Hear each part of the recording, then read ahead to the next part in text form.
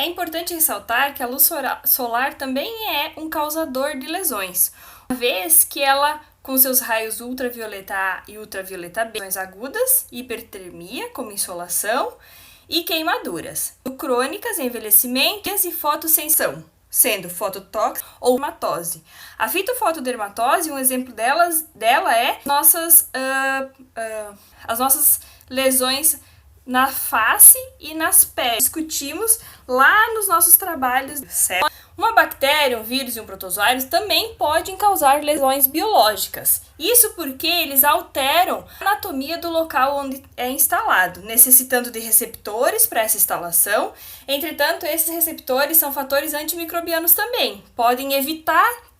Isso pode ser associado à flora endógena, ao estado geral do hospedeiro e também à vacina interior, que pode, conformidades, fazer com que esse patógeno não adentre na célula. Isso também está associado à imunidade inata, ou seja, sempre que o indivíduo estiver com uma imunidade em alto nível, ou seja, uma autoimunidade, ele vai evitar uma partícula viral. Nesses tempos de coronavírus, né?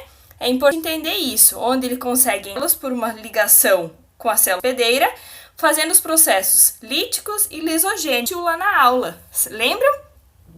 No componente lítico, há uma replicação da célula. Depois ocorre uma lise dessas partículas, tanto no lisogênico, o DNA vira e faz com que a própria célula se mude. Por mecanismos de ação direta e indireta ou por fatores de dose, via de administração e particularidades do indivíduo. Dessa maneira, podem haver efeitos previsíveis e imprevisíveis. Particularidades do indivíduo interferem, como a genética, e imprevisíveis é o fonético. Por exemplo, a gente não sabe como cada um vai se comportar à frente daquele efeito químico. Outros exemplos de agentes químicos é absorção, armazenamento, biotransformação e excreção. Então, é como acontece o mecanismo desses processos celulares. A absorção pode ser por via cutânea, mucosa ou parenteral, onde as membranas são as facilitadoras desse transporte. Aquele exercício haviam sobre difritado, transporte ativo, porque agora a gente já sabe o que cada um deles faz. Porém, esses transportes podem ser influenciados pela condição local.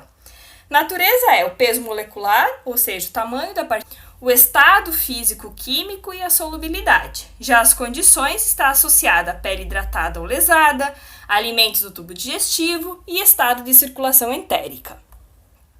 Os transportes, então, eles dependem muito de como está o organismo e por onde ele vai passar, ok? E o armazenamento desses materiais nos tecidos.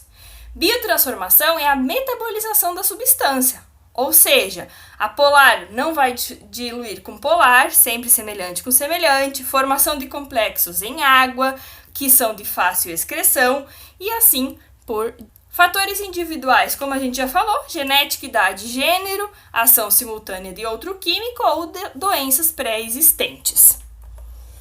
Os poluentes ambientais também são causadores de lesões celulares. Por exemplo, o monóxido tem uma grande afinidade na hemoglobina, o que pode causar carboxihemoglobina, que é uma saturação do oxigênio 2 na célula, ocorrendo problemas. Dióxido de enxofre, ozônio, óxido nitroso e poeiras também são poluentes ambientais. Fumaça do cigarro, então, super importante, né, gente? Então, os índices de envelhecimento são muito maiores em quem é fumante do que quem não. Além disso, nós temos os solventes orgânicos, que além de nos ajudarem nos tratamentos, principalmente de pele, também podem alterar o sistema celular. Por exemplo, por cirrose hepática, lesão pulmonar ou lesão renal. Quando nós falamos dos solventes orgânicos, eles estão muito relacionados às bebidas.